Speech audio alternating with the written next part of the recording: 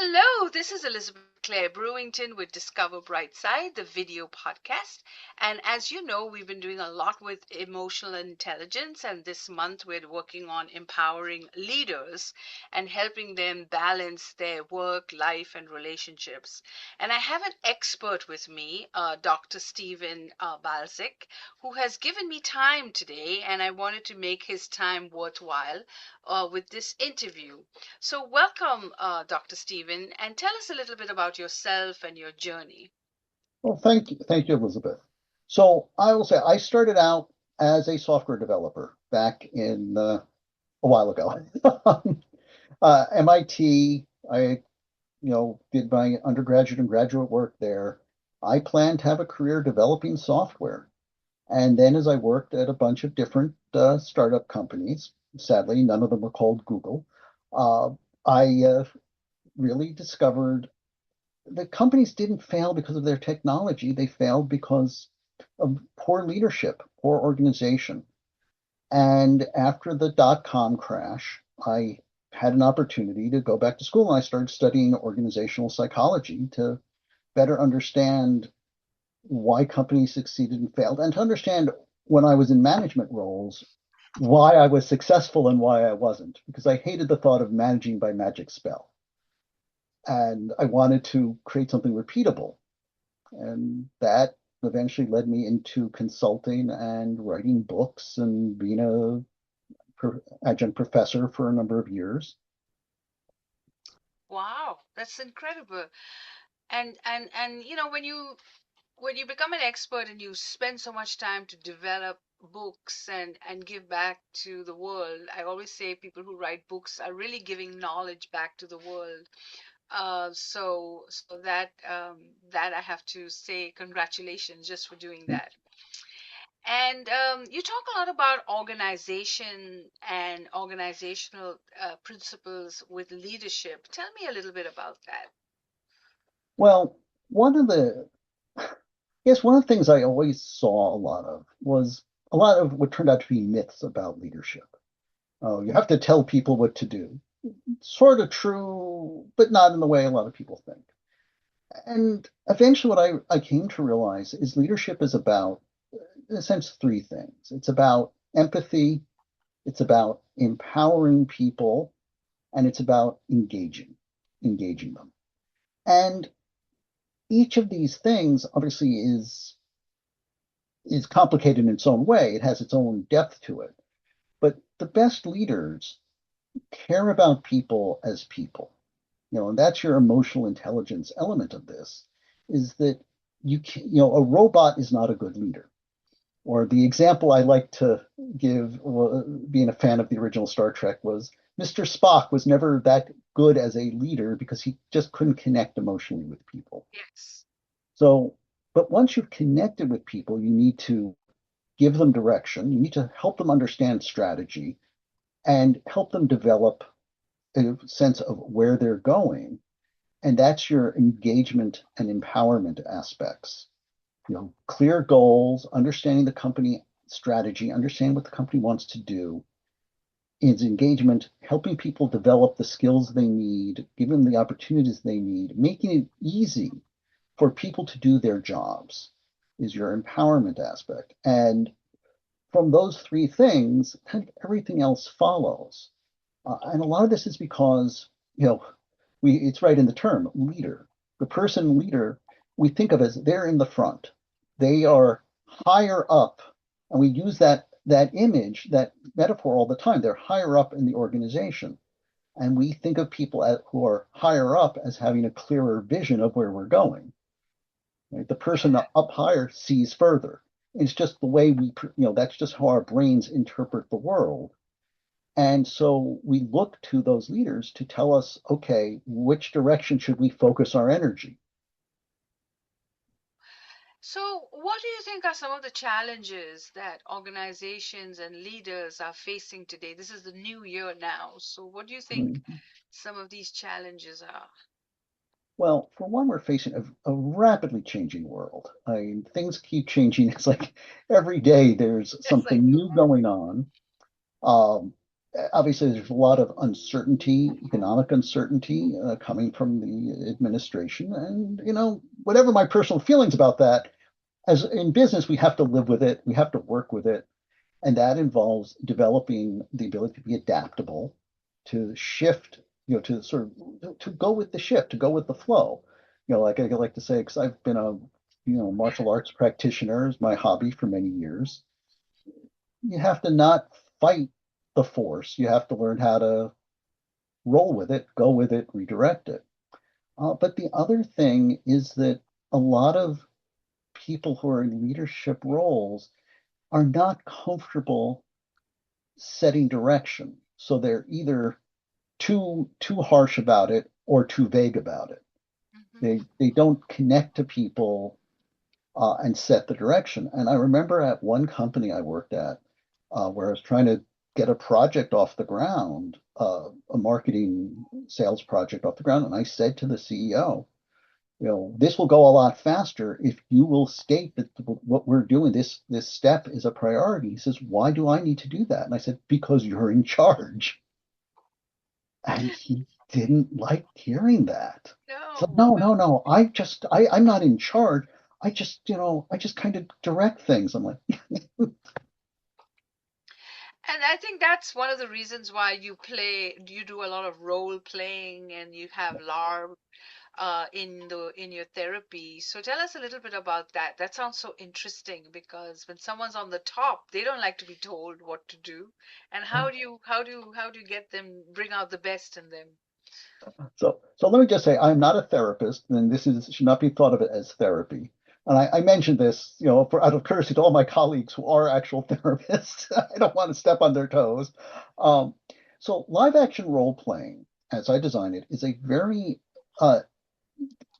detailed as inquiry. It's a very three-dimensional scenario. For example, a typical activity that I will run people through is a role-playing game, a fairy tale game that my wife and I developed. My wife's a clinical psychologist.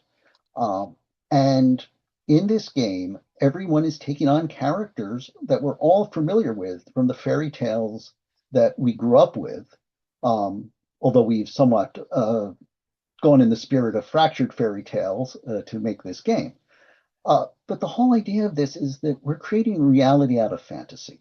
Because by putting you in this fantasy setting where you're playing a noble knight, or maybe a not very noble knight, or a wicked witch, or the evil duke, or the noble tailor, each of these things, you have goals, you have people you need to work with, you need to find allies, you need to obtain resources, and you don't really have a clear path on how to do it, so you can't optimize. And one of the advantages of this, and I should mention, I have a book I'm working on that I've proposed to Springer, um, who published my last book on this topic. But the whole idea is that you don't have a clear path, which means you can't sit there and optimize it. You can't say, oh, yeah, I'm doing this type of leadership Yes. exercise and it's clear I have to do this, I have to do this. We have to solve these three math problems. We have to do it in this order. Okay, let's go. And I've been in plenty of those exercises where the only thing is, can I do math under pressure without making a mistake? Um, which isn't really leadership. So with this type of free-form game, you're all in there and none of you quite know what to do, which means you have to figure out how to work together, figure out who you can trust, who you can't, how much you can trust them. And for someone who's used to being in charge, well, they might not be playing that role. Or they might be playing opposite a junior employee who is in a position to negotiate with them. So it builds connection. That's that empathy piece, because by the end of this game, you've done something intense and fun with other people. You've gotten a real sense of how you operate under pressure and how your rest of your team operates under pressure, which allows you to engage with them better. And you can see what people's strengths and weaknesses are, which lets you, again, build them up more, which is your empowerment aspect. And because it's a fantasy setting, when you screw up, as we all do, Yeah. it's your character who screwed up. I had to play my character. That was how I felt I had to play the character. And that distance, that ability to create a little distance between yourself and mistake makes it much easier to learn from both our mistakes and the successes that we have. That sounds really good. And so tell us about the books. Where can we get them? And everybody, please get the book and write a review because that's what we do at Brightside. So tell us a little bit about the books. So my two published books so far are the 36-hour course in organizational development. It was published by McGraw-Hill, and Organizational Psychology for Managers, published by Springer Scientific. They're both available on Amazon. The key thing, as I've discovered, is you have to search under my full name, Stephen R. Balzac or Stephen Balzac, because if you don't, you get Honoré de Balzac. Okay. And I'm sadly not quite as famous as he is. Um, to be fair, I think his novels are probably more interesting than books on psychology. But I did have someone say they couldn't put down one of my books, so that was very encouraging. Now, you'll be surprised that, many people are given leadership positions. Now, of course, there are some that are trained their whole life and, they rose from the ranks. But then there are some leaders that just were thrown into the position. They Mhm. inherited a business. Their father was the hero and now they've stepped in. No experience. Then you have many cases where, somebody likes you and promotes you or whatever. But for whatever reason, many leaders lack training and are Mhm. thrown into a job. And so books like yours can really help them. And I think just from listening to you and from what I've read, I know these books and McGraw and the publishers are not going to pick up books that are ordinary. So I know that just the name that just those publishers alone tell me that the caliber that the book is written in. So I'm looking forward to reading it and having you on our show and helping our leaders get there because I think we're living in such a crazy world with AI and so many changes going on around us that we really need to read and learn things for ourselves. Because one of the things I've said over and over again on the channel is that AI is just spitting out old information because what they've been programmed is all our libraries, all our wealth, and there's nothing wrong with that. That makes them brilliant and makes us brilliant because we get access to all Mhm. this information, but we have to create new information and be smarter than the machine. And we can only do that when we read and learn and comprehend for ourselves. Yeah. Because if we're not doing that, then we're just listening to what's being told to us. And we hope we don't become a robot society where the robot is smarter than us. Oh my goodness, I think about that all the time.